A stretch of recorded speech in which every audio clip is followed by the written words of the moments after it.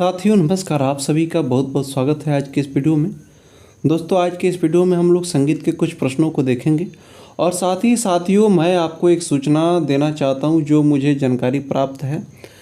कल मैं एक पोस्ट देखा था जो न्यूज़ 18 के कोई सदस्य थे, उनके माध्यम से जो जानकारी दी गई थी और न्यूज़ 18 के माध्यम से जो स्रोत प्राप्त हुआ है आंसर की के बारे में, जो फाइनल आंसर की आने वाले हैं जो टीजीटी पीजीटी के, तो उसका जो डेट बताया गया है आज शाम यानी कि 3 अक्टूबर को, ठीक है 3 अक्टूबर को शाम तक 8:30-9 बजे तक बताया गया है उनके माध्यम से कि बीपीएससी आयोग ने उन्हें भरोसा दिया है कि 3 अक्टूबर को फाइनल आंसर की टीजीटी पीजीटी का सभी विषयों का आ जाएगा। तो बाकी क्या है देखना है, अब इसके पीछे क्या सच्चाई है, आ पाता है या नहीं आ पाता है। बाकी बीपीएससी ने कई डेट दिया लेकिन आंसर की नहीं आया टीजीटी पीजीटी का फाइनल, जिससे विद्यार्थियों में अभी कुछ भरोसा नहीं हो रहा है। जब तक आ नहीं जाए तब तक आ नहीं जा सकता है।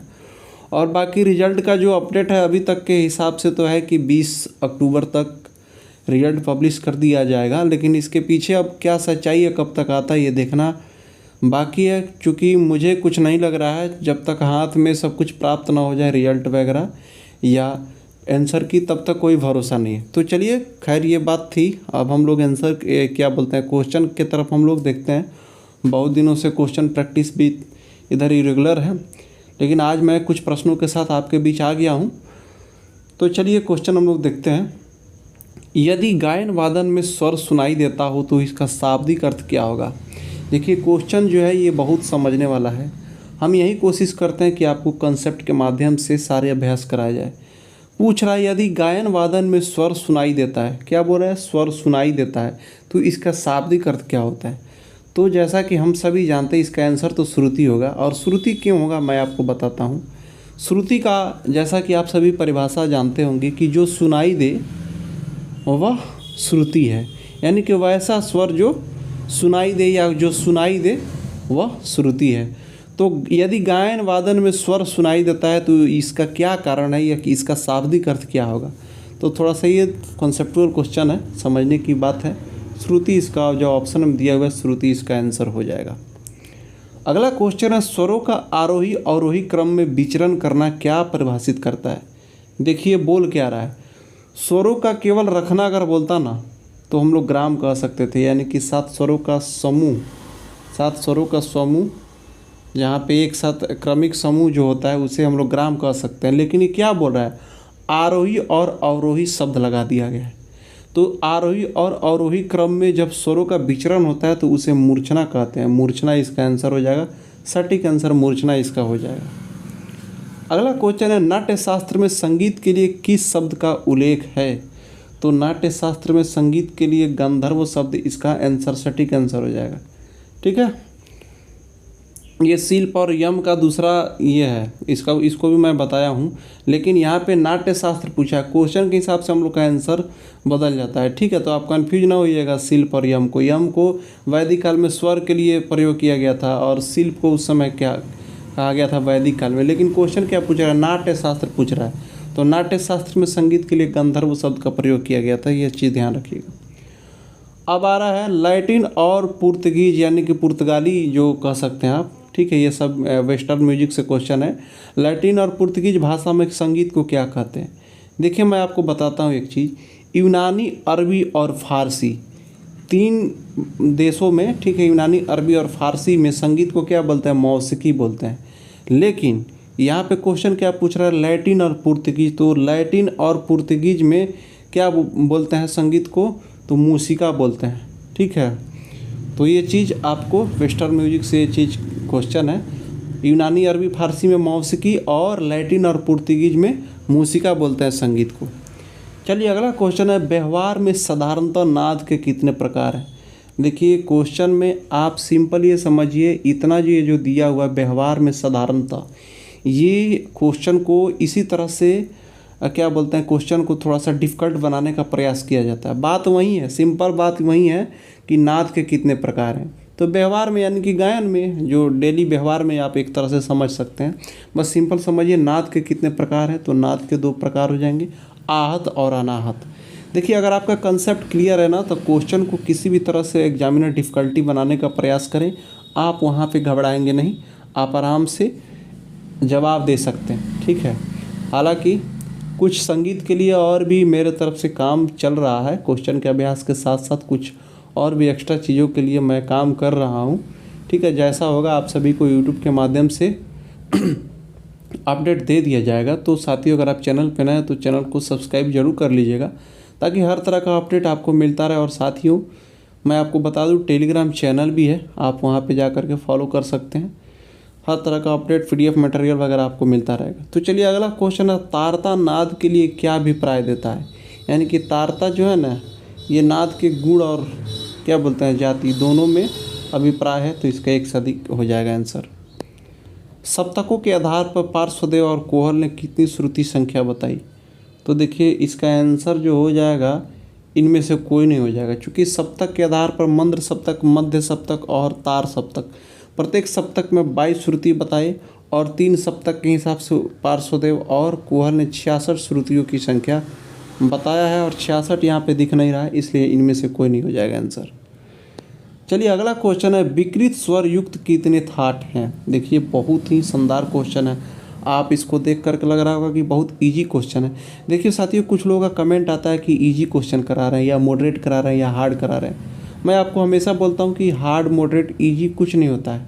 अगर आपका कंसेप्ट क्लियर है, अगर आपको वह प्रश्न आ रहा है तो आपके लिए ईजी है, लेकिन अगर आप उलझ गए वो प्रश्न ईजी ही क्यों ना हो तो आपके लिए डिफ़िकल्ट हो जाएगा। तो सभी तरह के प्रश्न आपको अभ्यास करना चाहिए, किसी प्रश्न को इजी और हार्ड नहीं समझना चाहिए, सबको एक तरह से लेकर के अभ्यास करना चाहिए, मेरा ये मानना है, ठीक है। तो चलिए ये क्वेश्चन पूछ रहा है, विकृत स्वर युक्त कितने थाट हैं।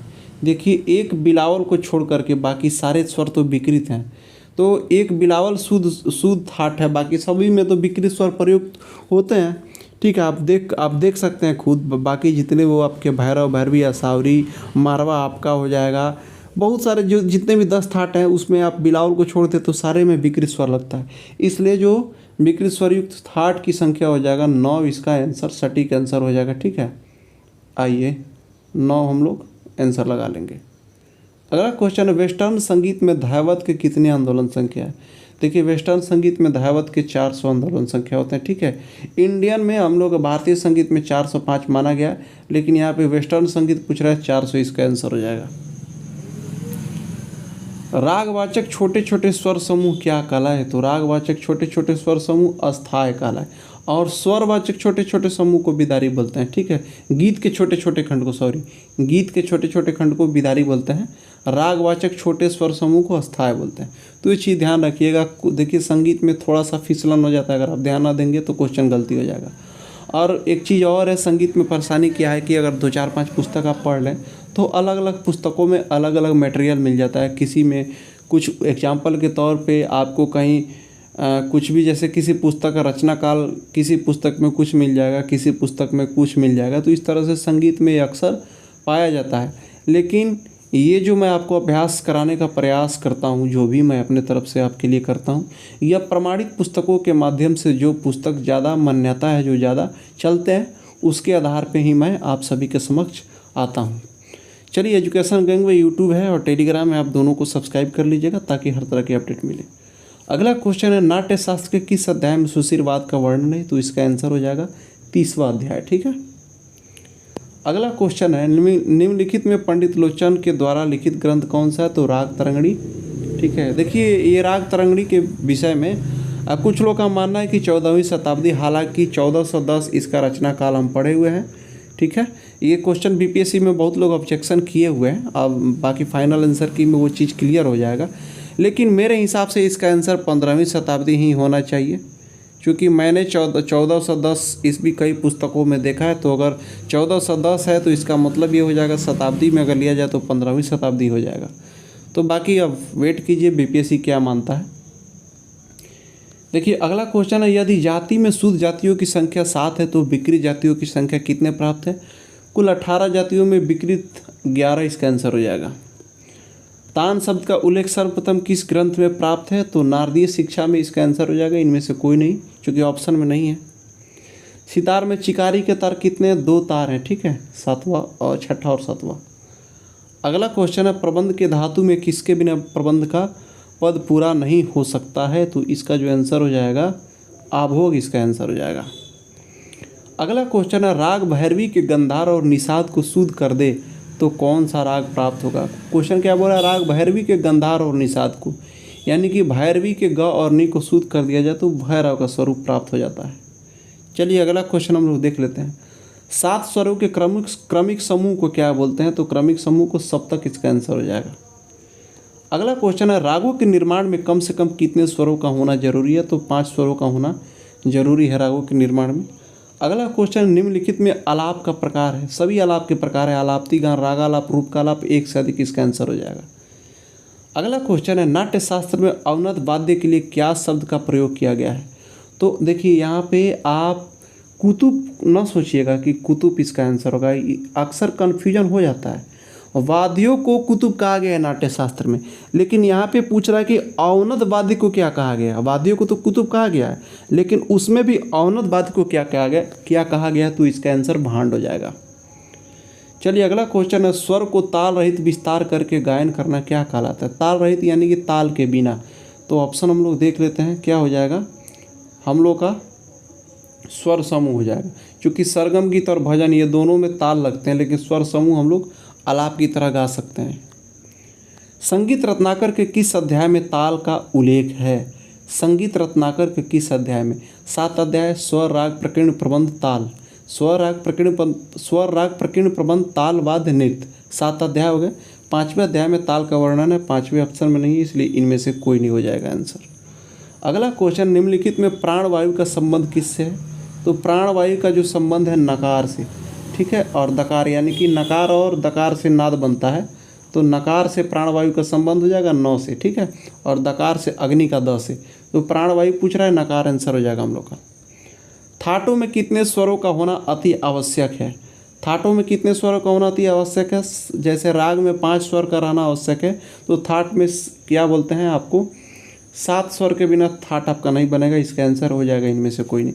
साथ ही कुछ क्वेश्चन आपको कभी कभी रिपीटेड लग रहे होंगे, तो आप उससे घबराए नहीं, मैं सभी तरह का प्रश्नों को बार बार आपके समक्ष अभ्यास कराते रहता हूं। जो भी सिलेबस में जो VVI क्वेश्चन रहते हैं, जो पूछने की ज़्यादा संभावना रहते हैं, उन सारे प्रश्नों को मैं हमेशा आपको कुछ नए प्रश्नों के माध्यम से भी या अलग अलग तरीके से उसी क्वेश्चन को पूछ करके या उसी क्वेश्चन को रिपीट करके कई तरह से मैं आपकी तैयारी के लिए एक अभ्यास कर रहा हूँ, एक मेहनत कर रहा हूँ कि किसी तरह से आपका क्या बोलते हैं वो कंसेप्ट क्लियर रहे और एक ही प्रश्न को आप बार बार देखें ताकि आपको वो चीज़ परमानेंट याद रहे।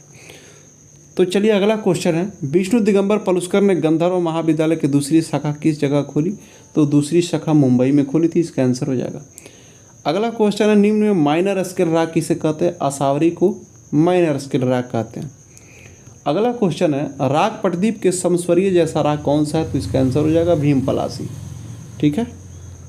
तार सप्तक के सा का आंदोलन संख्या क्या है, चूँकि मध्य सप्तक का 240 है तो तार सप्तक का 480 हो जाएगा, 2 गुना होगा, तो ऑप्शन में नहीं है, इनमें से कोई नहीं, इसका आंसर हो जाएगा। अगला क्वेश्चन हम लोग देख लेते हैं संगीत रत्नाकर में कितने गमक प्राप्त होते हैं, तो संगीत रत्नाकर में 15 गमक का उल्लेख मिलता है, ठीक है, 15 गमक प्राप्त होते हैं, 15 हम लोग का आंसर हो जाएगा। साथियों आज का प्रश्न कैसा लगा आप कमेंट में ज़रूर बताएंगे। तब तक के लिए आपका बहुत बहुत धन्यवाद। साथियों चैनल को सब्सक्राइब जरूर कर लीजिएगा और हम लोग नेक्स्ट वीडियो में जल्द ही मिलते हैं और भी शानदार प्रश्नों के साथ। और एग्ज़ाम संबंधी जो भी अपडेट होगा आपको बीच में जो भी आवश्यकता लगेगा ज़रूर इसी चैनल के माध्यम से अपडेट भी आपको दे दिया जाएगा। तो चैनल को सब्सक्राइब करके बने रहें, हर तरह का जानकारी आपको यहाँ से मिलता रहेगा।